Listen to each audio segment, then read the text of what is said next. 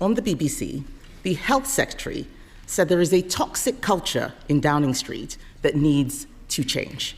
He's right, isn't he? Mr. Speaker, my focus each and every day is on rebuilding and renewing our country. But let me be absolutely clear, any attack on any member of my cabinet is completely unacceptable. On the Health Secretary, Mr. Speaker, in relation to Health Secretary, he promised before the election that in the first year of a Labour government we'd deliver 2 million extra appointments.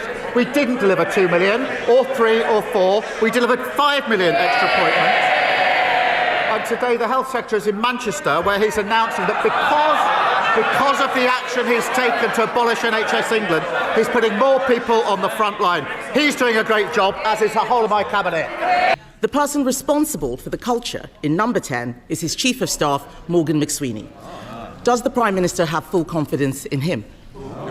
My team and I are absolutely focused on delivering for the country. And let me be clear, of course, Mr. Speaker, I've never authorised attacks on cabinet members. I appointed them to their posts because they're the best people to carry out their jobs. The real scandal is that 2 weeks from a budget, the government has descended into civil war. Instead of fixing the mess they've made of the economy, they're all... Mr. Speaker, they're all chuntering. These are the feral MPs that number 10 has been talking about. They're not my words, they're number 10's words, his words. Mr. Speaker, this is a united team and we are delivering together.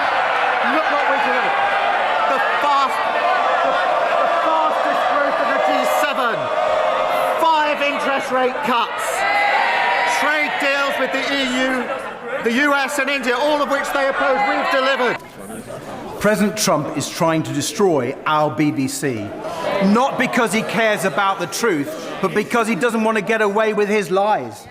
Trump has undermined press freedom in America. Now he's trying to do the same here, disgracefully egged on by the leader of Reform.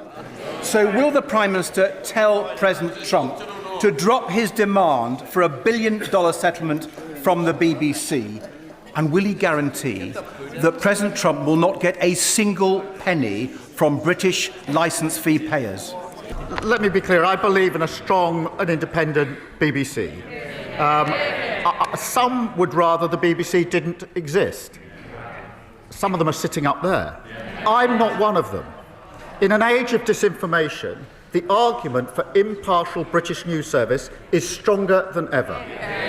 And where mistakes are made, they do need to get their house in order, and the BBC must uphold the highest standards, be accountable and correct errors quickly. But I will always stand up for a strong, independent BBC.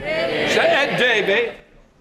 Mr. Speaker, the Prime Minister is right that the BBC's... The Prime Minister has stated very clearly that he wants to close the migrant hotels by the end of this Parliament. Well, the Reform-led West Northamptonshire Council, brilliantly led council, will be issuing foreclosure notices on 3 migrant hotels within the next few days in response to grave public concern about the safety of women and girls on the streets of West Northamptonshire. Would the Prime Minister approve of us speeding up the closure of the migrant hotels? Mr. Speaker, we will grit the mess we inherited and close every hotel. At their peak, under the previous government, there were 400 hotels. Now there are only 200 remaining. But he says he doesn't have time to condemn the comments calling children in care evil.